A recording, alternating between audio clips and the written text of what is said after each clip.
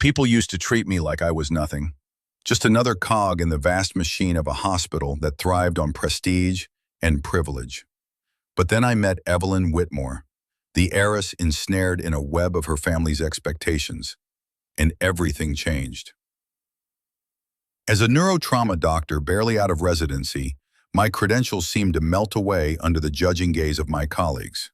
I graduated at the top of my class from Johns Hopkins, yet the skepticism I faced from Dr. Langford felt like a noose tightening around my ambitions. The whispers always followed me. He's too young. He's not experienced enough. But Evelyn's case was my chance to prove them wrong. Fortified in her hospital bed, wrapped in a luxurious cocoon that could not touch her debilitating silence, Evelyn became more than just a patient. Her family's relentless pursuit of extravagant treatments masked a darker truth. They were desperate to control her life, her legacy, as if she were a trophy. Even as they battled to keep her comatose, I sensed flickers of awareness within her. Could she hear me? Determined to uncover the truth behind the facade, I ventured into the unknown, risking my position to stand up against a family drowning in privilege. Little did they know that the true fight was only just beginning. When Evelyn finally awoke, her voice shattered their illusion, exposing their neglect for the world to see. In that moment, a revolution began, not just for Evelyn, but for every undervalued soul trapped beneath the weight of expectation. Together, we transformed the narrative, shattering stereotypes and igniting a path towards advocacy and change. We were stronger than we ever imagined, and I finally embraced my identity. Dr. Bennett adjusted the collar of his white coat, glancing at Dr. Langford, who loomed beside the glass wall, arms crossed. "You sure you're ready for this case?" Langford smirked, his voice dripping with condescension. "It's not like you've dealt with princesses before. Evelyn Whitmore is more than just a name," Bennett replied sharply, fighting the swell of irritation rising in his chest. "She's a patient, and I'm here to do my job." "Oh, is that what you tell yourself?" Langford scoffed, stepping closer, eyes narrowing. "Let's not pretend your background doesn't put you at a disadvantage here. This isn't your community clinic anymore." Imprisoned clenched his fists at his sides, forced to. He knew he had to prove himself, not just for his career, but for Evelyn, the heiress who represented not just wealth, but a life hanging by a thread. The fog of humiliation pressed down on him, a stark reminder of the power imbalances that plagued his existence, especially in halls meant for healing. He wouldn't let their prejudices drown the truth. Dr. Bennett stood in the dimly lit conference room, a stack of files trembling in his hands. He felt the weight of every skeptical gaze fixed on him, especially Dr. Langford, whose smirk suggested disdain rather than curiosity. This moment had been building for weeks, a slow burn of frustration fueled by the whispers of doubt that echoed around him like the ticking of a clock. "Shouldn't we consider alternative approaches for Evelyn?" he pressed, his voice wavering only slightly.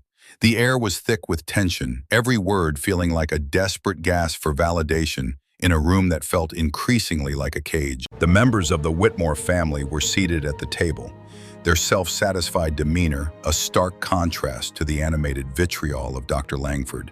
They dismissed his concerns with waves of their hands, their privilege coated their arrogance. But the pivotal moment came in a hushed corner of the hospital when he meticulously gathered data on Evelyn's subtle movements, her flickering eyelids, a slight tightening of her fingers. He had glimpsed something profound, a spark hidden beneath layers of neglect. Realization flooded him, sharp and piercing. He had been an observer long enough. It was time to disrupt the narrative. When he finally stood to speak, it was different. His heart thrummed with an intensity he had never felt before. The room fell silent as he leveled his gaze at the Whitmores. This was no longer about validation. He had the truth on his side, and he would no longer be drowned out by their wealth or influence. Deep within, a fire ignited. It was time to reclaim his voice and put an end to the mistreatment. Evelyn deserves better. Dr. Bennett took a deep breath, the weight of anticipation heavy in the air. He looked at the conference table, cluttered with the Whitmore family and hospital administration, their eyes filled with skepticism. "Dr. Langford," he said, voice steady, "you can't deny the evidence." He gestured to the screen displaying Evelyn's subtle eye movements, her responses documented meticulously. "Your obsession with this case is clouding your judgment, Bennett," sneered Langford. "She's a lost cause." "No, she's not," Bennett replied, surprising even himself with his calm. "She's been aware all along." Margaret Whitmore shifted in her chair, her composure cracking. "This is absurd." "Misguided. Or is it? Or is it just difficult to accept that your daughter could actually think for herself?" Each word was a lifeline, buoying Bennett from doubt. Evelyn's voice burst through the speakers, crystalline and assertive. "I've been here, listening. I know what you've done." Gasps reverberated in the room. Disbelief etched on their faces. Dr. Bennett clenched his fists under the table, a small victory sparking courage within him. "You see, she has a voice now. Whether you accept it or not, it's the truth." Margaret's expression twisted. Their facade was cracking, and with it, a subtle shift of power began to unfold. "Turbulence, it's time for change," Bennett continued, now fully assured. "For Evelyn and for the—" Faces lined with disbelief surrounded him. Members of the Whitmore family, once so confident, now were mere shadows of their former selves. At the center was a screen, still flickering from the recent broadcast, showcasing the unearthing of secrets buried deep. As the video began, Evelyn's voice, a soft yet commanding whisper, pierced through the tension. "To my family and to the world, I am alive. I have been aware of everything." Her words hung in the air like a bell tolling, resonating with the kind of authority only clarity can bring. Each syllable dismantled their facade of perfection, revealing the tangled web of manipulation woven by her so-called loved ones. Their expressions morphed from arrogance to horror, each reaction a testament to their unraveling. Dr. Bennett's heart raced, echoing the satisfaction bubbling within. He caught the fleeting expressions of shock on the faces of Dr. Langford and others who had so doubted him. It was a silent triumph, a moment where the long hours of toil, the struggles against prejudice, and the fight for Evelyn's voice all culminated in undeniable justice. He stood quietly, a silent sentinel to Gwen's rebirth. Margaret's face twisted in disbelief, while Mason's bravado shattered like glass with every word Evelyn delivered. "I will not be a pawn in your game anymore." The cowardice of their greed was laid bare, their attempts to control her fate dismantled with each line. Dr. Bennett met their eyes, calm and unwavering, a stark contrast to the chaos erupting around him. As the video cut off, the atmosphere shifted. The weight of the truth bore down on the Whitmores, their empire of privilege collapsing with Evelyn's resounding clarity. They sat, silenced by their own exposed sins, the consequences looming large. Evelyn had stripped them of their masks. Now it was time to rebuild, not just herself, but a system once rigged against those like Dr. Bennett. Watching her family's shame, he felt an overwhelming sense of vindication. It wasn't a revenge story, but a long-awaited restoration of truth, equity, and dignity. And in that moment, the world felt a little more just.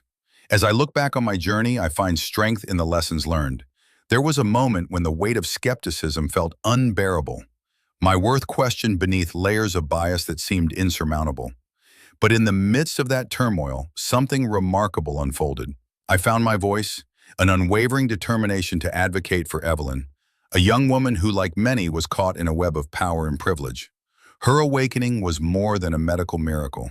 It was a truth unveiled, exposing not just her family's dark intentions, but illuminating the very essence of humanity.